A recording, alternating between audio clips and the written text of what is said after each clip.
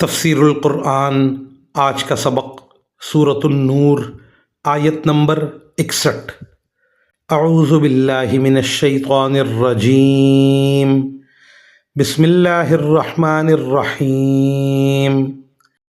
لیس علی الاعمى حرج ولا علی الاعرج حرج ولا علی المریض حرج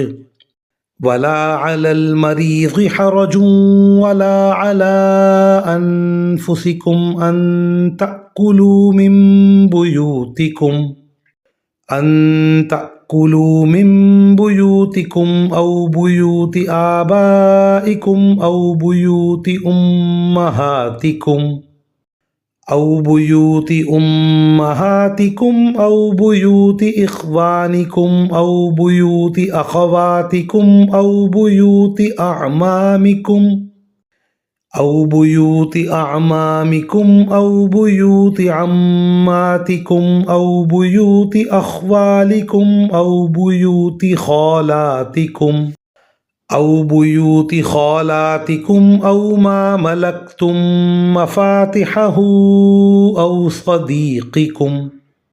ليس عليكم جناح أن تأكلوا جميعا أو أشتاتا، فإذا دخلتم بيوتا فسلموا على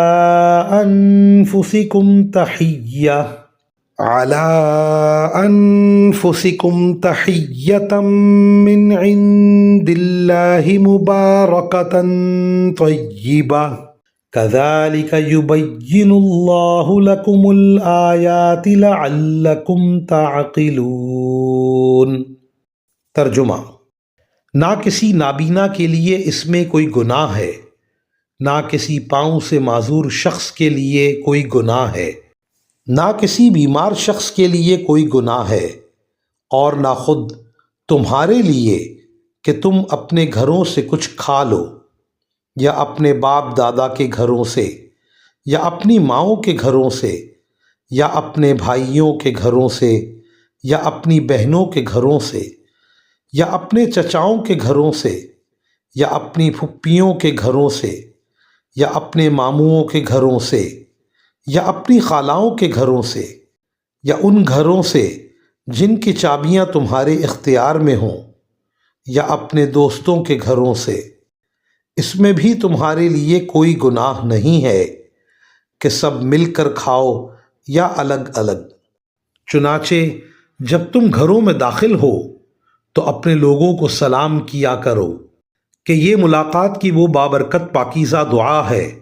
جو اللہ کی طرف سے آئی ہے۔ اللہ اسی طرح آیتوں کو تمہارے سامنے کھول کھول کر بیان کرتا ہے تاکہ تم سمجھ جاؤ۔ ان آیات کی تفسیر میں مفسرین کرام لکھتے ہیں، ان آیات کا پس منظر یہ ہے کہ بعض افراد جو نابینا یا پاؤں سے معذور یا بیمار ہوتے تھے، وہ دوسروں کے ساتھ مل کر کھانا کھانے سے اس لیے شرماتے تھے کہ شاید دوسروں کو ان کے ساتھ کھاتے ہوئے کراہیت محسوس ہو، اور بعض معذور افراد یہ بھی سوچتے تھے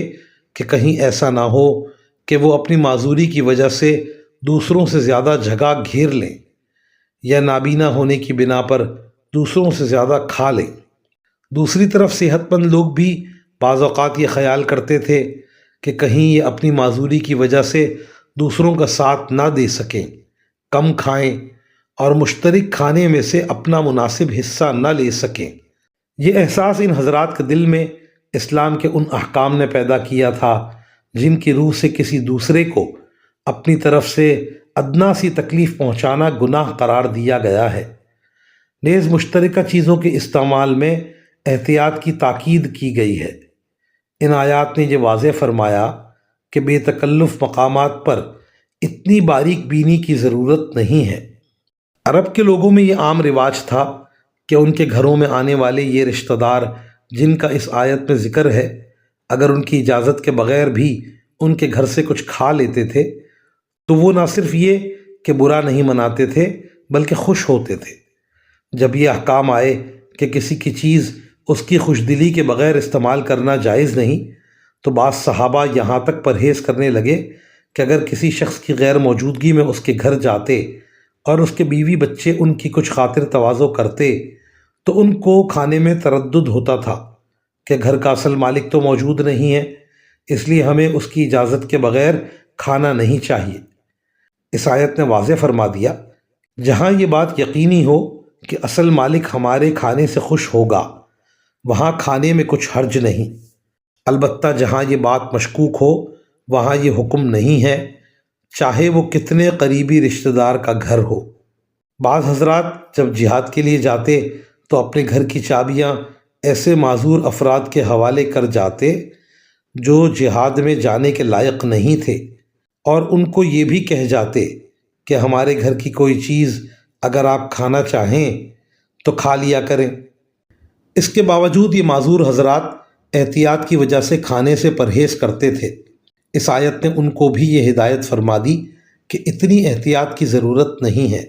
جب مالک کی طرف سے چابیاں تک آپ کے حوالے کر دی گئی ہیں اور اجازت بھی دے دی گئی ہے تو اب کھانے میں کچھ حرج نہیں۔ وآخر دعوانا ان الحمد للہ رب العالمین۔